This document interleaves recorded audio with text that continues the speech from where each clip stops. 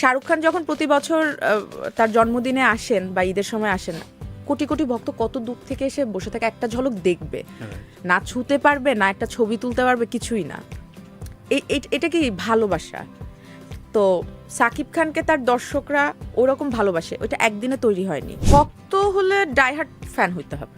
Fan হইলে মানে এটা জাস্টিফাই করছি না, আমি ক্লারিফিকেশন দিচ্ছি কেন বললাম বা সেটা কতটুকু অবধি হতে পারে। কিছু জিনিস খারাপ লাগছে, এটা কিন্তু আমি আদৌ জানি না যে এটা কি আসলে সাকিব খানেরই ভক্তরা করেছে নাকি কিছু মানুষ থাকে না এমনি এসে হুদাই গালি দেয়।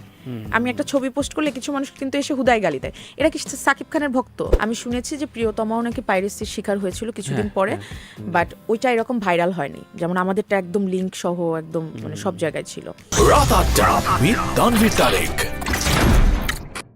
সুড়ঙ্গর সময় যেটা খুব রিস্কি একটা পজিশনে গিয়েছে সেটা হচ্ছে সাকিব এবং সাকিবের ভক্তের সাথে একটা মানে বিশাল নেট ফাইটে যাওয়া। তো নেট ফাইটে গেলে যেটা হয় যে স্বাভাবিকভাবেই সাকিবের একটা বান্ডেল অফ অডিয়েন্স আছে, তারা খুবই অ্যাক্টিভ, গালাগালি দিতেও অ্যাক্টিভ, প্রশংসা করতেও অ্যাক্টিভ। তো ওই সময়ে কেমন লেগেছে যে এই যে সমানে তর্কাতর্কি হচ্ছে, একজন আরেকজনকে মানে ইট পাটকেল ছোড়া শুরু হচ্ছে? ভক্ত হলে ডাইহার্ট ফ্যান হইতে হবে। ফ্যান হইলে মানে এটা জাস্টিফাই করছি না, আমি ক্লারিফিকেশন দিচ্ছি কেন বললাম বা সেটা কতটুকু অবধি হতে পারে। বারবার বাইরের দেশের কথা এই জন্য আসছে কারণ ওটাই তো আমরা দেখি বা কম্পেয়ার যখন করি একটা আমাদের বাংলাদেশি মুভির সাথে বাইরের মুভি, সো বাইরের কথা দিয়েই কম্পেয়ার করি। শাহরুখ খান যখন প্রতি বছর তার জন্মদিনে আসেন বা ঈদের সময় আসেন, কোটি কোটি ভক্ত কত দূর থেকে এসে বসে থাকে, একটা ঝলক দেখবে, না ছুতে পারবে, না একটা ছবি তুলতে পারবে, কিছুই না। এটা কি ভালোবাসা? তো সাকিব খানকে তার দর্শকরা ওরকম ভালোবাসে, ওইটা একদিনে তৈরি হয়নি, অনেক বছর ধরে ধরে একজন করে বলে না, একটা ইটের পরে একটা ইটের পরে একটা ইটের পরে দিয়ে দিয়ে সেই একটা ঘর তৈরি হয়েছে, যে ঘরটা অনেক মজবুত। এখন যখন অন্য আরেকজন আসবে বা আরেকটা আসবে, আসার পরে তারা তাদের পছন্দের মানুষটাকে কিন্তু এগিয়ে রাখবে। আমরা কি হয়, আমার পছন্দের মানুষটাকে আমি সবসময় এগিয়ে রাখার চেষ্টা করি। আমি এরকম অনেক শুনছি যে দেখা যায় যখন মার্কিং হয় জাজদের আমাদের কোনো ছবি টবি, তার দেখা যায় যে পছন্দের কেউ থাকলে কিন্তু একটু মার্কটা বেশি দেয়।